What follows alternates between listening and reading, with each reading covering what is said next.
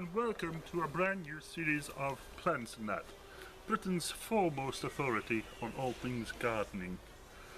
And it's with a heavy heart that we introduce this new series in such terrible circumstances, following the death of my dear friend and colleague, Alan Boopmarsh.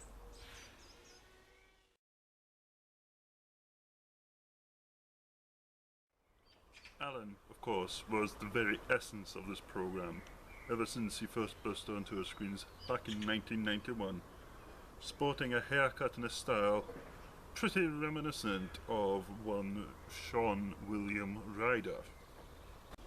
This here is a Frankiesayrelaxus, also known as Johnson's Ollie.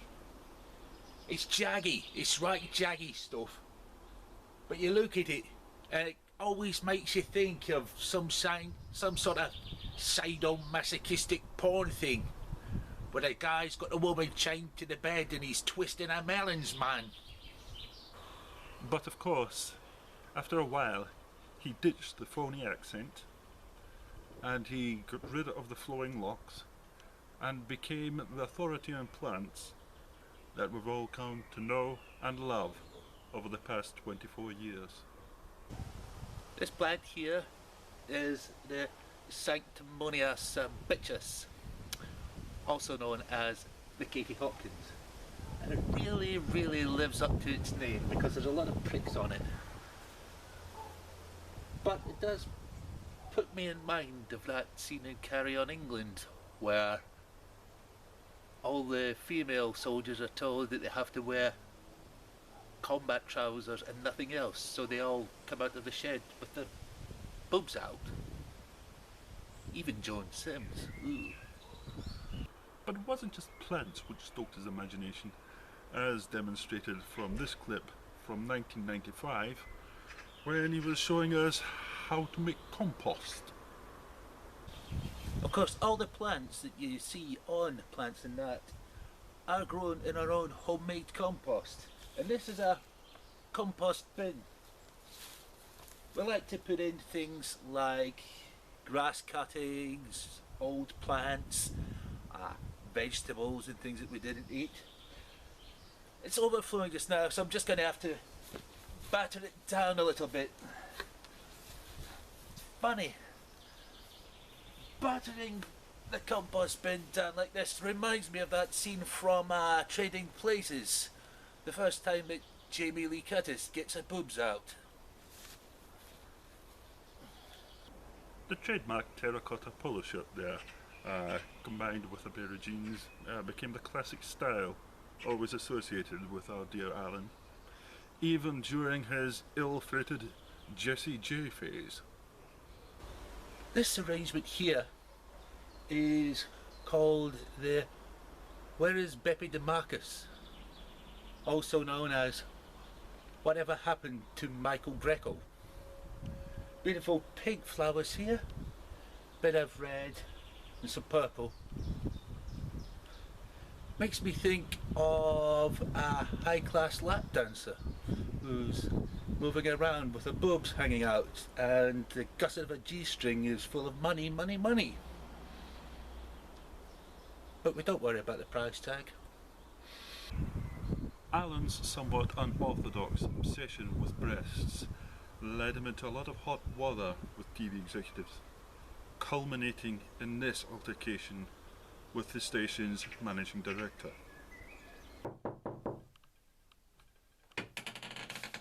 You wanted to see me, sir, is that right? Yes, Alan, don't sit down. I'm afraid I have some bad news for you. We are having to let you go from your role presenting Plants and That. Oh. Why is that, sir? Well, to put it politely, you're a pervert. Every single plant in that you have reviewed for this program has either reminded you of a fantasy involving boobs popping out, or has reminded you of actual footage of boobs popping out, and there is absolutely no room for that in this family network here. Take your secateurs and secateur off! Do not darken my doorstep again. Goodbye forever!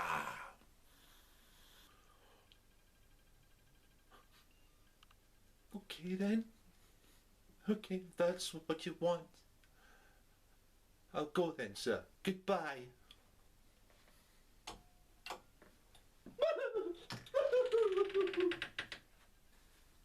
And now, I think I'm going to go online and look at some pictures of boobs.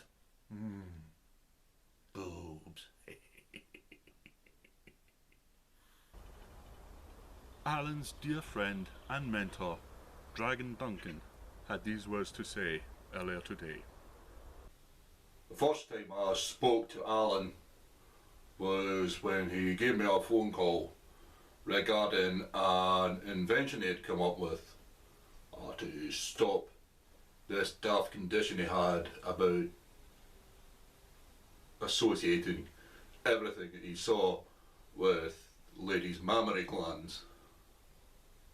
I wasn't quite sure what to expect when I turned up here at his shed where he made his pitch to me, but when he read the details of it to me and told me how much money he needed to start up this company, I thought I would take a gamble, and I was in.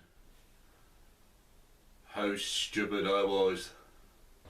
The Bull Basherton 3000.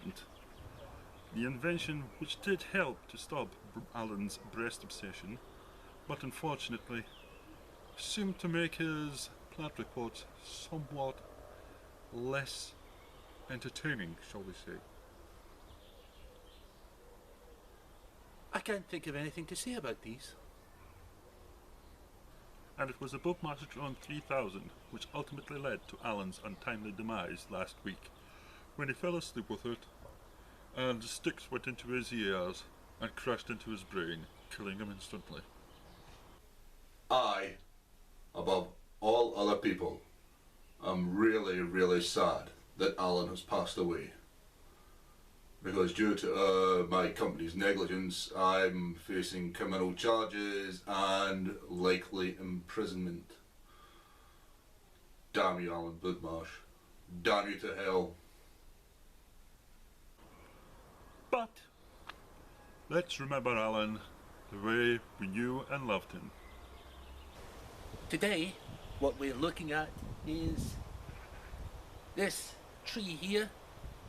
It is called the EURYNATUS REGINA, known in English as the Royal Wee. It's a beautiful specimen. There are lots of little pointy bits here coming out of all the branches. Kind of puts me in mind of that time of Twickenham in 1980, when Erica Rowe decided to run onto the pitch with her boobs jiggling about. A number of Alan's contemporaries flocked to Twitter last week to pay their condolences. Alan Titchmarsh said, "Alan who? I've never heard of him." Charlie Dimmock says, "Leave us alone, stop hassling me." And we don't know what Monty Don says because he has blocked and deleted us. Anyway, it's time for us to go. Next week on Plants and That, we're getting really pumped up because we've got a brand new member of the team.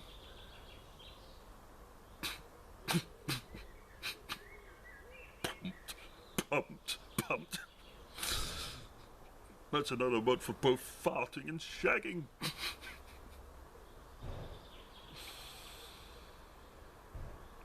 I realise that's quite inappropriate, but I don't care. Goodbye.